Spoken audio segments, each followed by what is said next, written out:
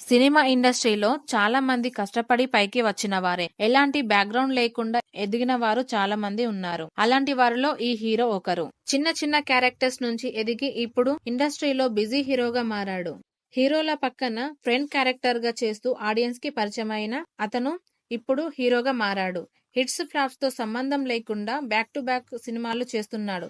అతనెవరో ఈ షాట్ లో తెలుసుకుందాం. చాలా మంది మొదట్లో షార్ట్ ఫిలిమ్స్ చేసి వచ్చి ఇండస్ట్రీలో అడుగు పెడుతుంటారు. అలా వచ్చిన వాళ్ళలో సుహాస్ ఒకరు. శర్వానంద్ హీరోగా నటించిన పడి పడి లేచే మనసు సినిమాలో హీరో ఫ్రెండ్ గా నటించాడు. ఆ తర్వాత మజిలీ సినిమాలో నాగ చైతన్యకి ఫ్రెండ్ గా నటించాడు. ఇదిలా ఉంటే సుహాస్ హీరోగా నటించిన సినిమా కలర్ ఫోటో.